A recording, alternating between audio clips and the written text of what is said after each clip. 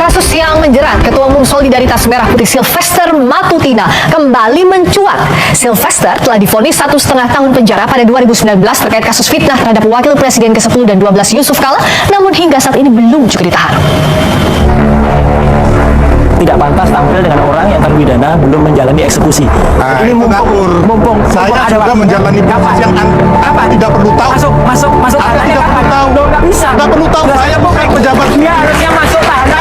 Tahun 6 bulan. Saya sudah menjalani proses. Perdebatan sengit antara Ketua Umum Solidaritas Merah Putih Sylvester Matutina dan Roy Suryo sempat terjadi. Keduanya saling serang dalam program Dua Arah Kompas TV. Roy Suryo menuding Sylvester belum melakukan eksekusi terhadap vonis yang dijatuhkan kepada dirinya. Sementara Sylvester mengaku dirinya telah menjalani hukuman tersebut. Tidak pantas tampil dengan orang yang terpidana belum menjalani eksekusi. Ini mumpung saya juga menjalani proses yang Anda tidak perlu tahu. Masuk. Anda tidak perlu tahu. Nggak bisa. Tidak perlu tahu. Saya bukan pejabat. Dia harusnya masuk tahanan. Tahun 6 bulan. Saya sudah menjalani proses itu. Dan kau tidak perlu tahu itu. Kau apa? Tidak ada. Ada jelaskan Tidak bisa. Saya bukan penyelenggara negara. Kapan kamu masuk penjara? Lah itu saya sudah menjalani proses itu. Kapan? Nggak usah saya nggak perlu jawab itu. Berarti Nggak kamu masuk perlu. penjara. Ini harus eksekusi. Ya, pertanyaan saya, dia ini mewakili Wahyu Sukala. Dia di sini. Saya ingin tahu dulu apa sesungguhnya ketersinggungan Pak JK sehingga harus melaporkan si Sylvester kepada penegak hukum. Sesimpel itu pertanyaannya. Oke, begini. Yang lebih sangat Di menyakitkan itu antara apa? semua statement dalam orasi itu, yang paling dia rasa dalam sakitnya ketika saudara Sylvester berorasi mempertentangkan posisi agama Kristen, Islam, pengusaha Kristen, sangat sedih dia. Kenapa, Bung? Kalau kita lihat jejak beliau, dialah orang yang selalu menyemen dan merekat perbedaan dan potensi konflik berdasarkan agama. Anda mungkin ingat tahun 1998 sampai 2001 apa yang terjadi di negeri ini. Negeri ini dikoyak oleh perang Poso Kristen dan Islam. Saat yang sama negeri ini dikoyak oleh Islam versus Kristen di Ambon. Siapa yang pasang badan mendamaikan itu? Pertanyaan saya. Satu lagi di Kalimantan. Kalimantan Sampit, Madura versus Dayak. Khusus Poso dan Ambon, saya ikut. Pertanyaan saya, kemana semua ini orang yang menuding JK, memojokkan JK, memainkan kartu agama dalam rangka pemilihan kepala daerah, mempertentangkan Kristen dan Indonesia, Kristen dengan Islam. Kemana Anda semua waktu itu? Tahu nggak harga yang dibayar dengan posisi Pak JK mendamaikan? Mallnya dibom, 2 orang meninggal. Yang bom itu orang Islam karena dianggap pro Kristen. Beberapa bulan kemudian showroomnya dibom oleh kelompok yang sama. Jadi kenapa Pak JK merasa perlu membawa kerana hukum ini? Karena this is a dangerous game untuk keutuhan bangsa kita. Berbicara mempertentangkan Islam versus Kristen. Itu yang membuat dia tidak bisa terima, Bung Karni. Yang lain dia bisa mabit. Dia mungkin sakit, tapi tidak sesakit ini. Karena dia buktikan bahwa dia justru penyemen dan perekat probabilitas atau kemungkinan perbedaan itu menjadi konflik. Nah itu Pak Karni alasan. Nah kedua, Mas kita, Ya teman-teman, selamat datang kembali dengan saya di channel ini. Di sebuah cuplikan video yang barusan kita tonton ini, ada banyak sekali yang menjadi tanggapan ataupun komentar teman-teman kita, netizen-netizen lain dalam menanggapi video yang barusan kita tonton ini. Nah, di sini ada yang berkomentar teman-teman, yaitu pemborong akan mendukung pembohong. Sejak Presiden bobrok, semua institusi jadi bobrok. Nah, lanjut lagi. Kejaksaan omong-omong doang, apa susahnya tangkap si Plester. Nah, lanjut lagi. Pembohong penuh dengan kebohongan, memuakkan kami. Nah, lanjut lagi.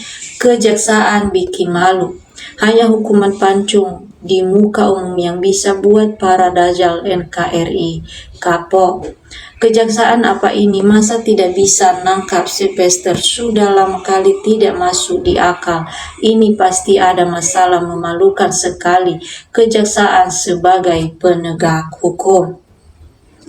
Alangkah lemahnya penegakan hukum di NKRI. Siapa yang membacking Sylvester Matutina ini? Sampai hari ini belum jelas status hukumnya.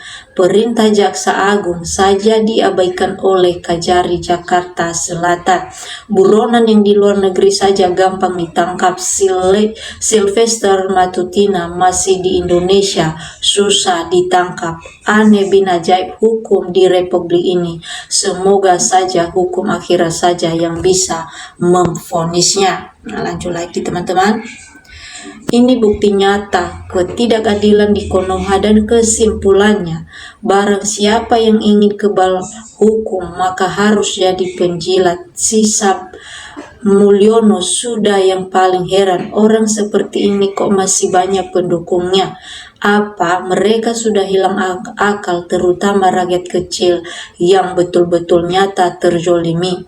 Coba kalian pikirkan, kalau kalian rakyat kecil sudah divonis penjara, baik salah ataupun benar, pasti kalian dimasukkan penjara. Contohnya kasus Vina Cirebon. Nah, lanjut lagi. Kok bisanya Sylvester ngaku-ngaku sudah menjalani hukuman sementara, tidak menjalankan hukuman yang sudah inkrah, berbohong sama dengan gurunya yakni Jokowi?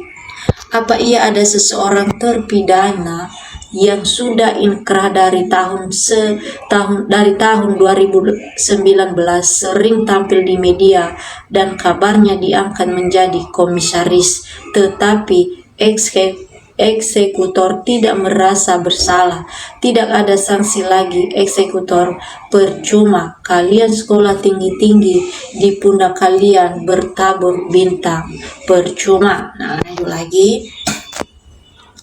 Bagaimana nasib masa depan bangsa dan negara kalau hukum saja bisa dimain-mainkan seperti drama?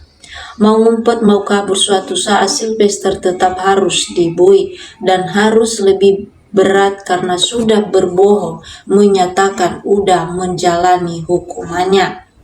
Sylvester ini memang sulit atau tidak ditemukan, atau jaksanya yang sudah terlanjur terima uang sogokan sehingga tidak serius untuk menangkap Sylvester. Nah, lanjut lagi.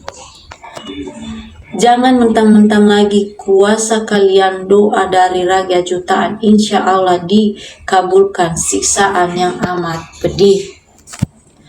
Kejaksaan paling meminta kepada kepolisian untuk menangkap, tapi mana mungkin mau ditangkap oleh polisi sebab sama-sama terbobrok hukum di negeri kita. Kejagung sudah tidak punya malu dan hati nurani, masa nangkap Sylvester saja tidak berani, aparat penegak hukum middle apaan itu. Nah, lanjut lagi. Ditangkap paksa hanya judul pikas saja, sampai saat ini tidak ada kejelasannya. Saya masyarakat jelata yang ikut mati-matian dukung Pilpres Prabowo yang dikalahkan oleh si pembohong Mulyono dengan penuh kecurangan, apalagi dengan yang katanya ijazahnya palsu, benar-benar menyakitkan. Nah, lanjut lagi.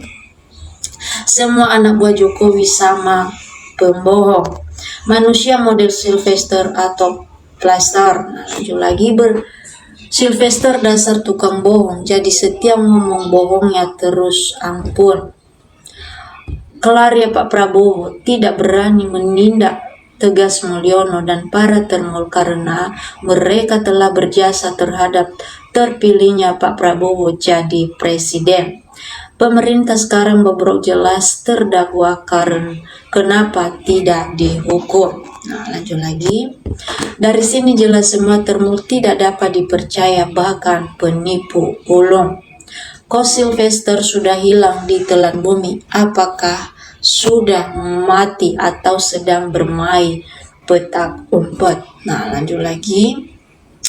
di belakangnya sebagai backing PKI Jokowi. Makanya penegak hukum bangsa di negeri tidak ada yang berani mereka para penegak bangsa ini begundalnya PKI Jokowi. Nah teman-teman, inilah yang menjadi tanggapan ataupun komentar teman-teman kita dalam menanggapi video yang cukup menarik ini.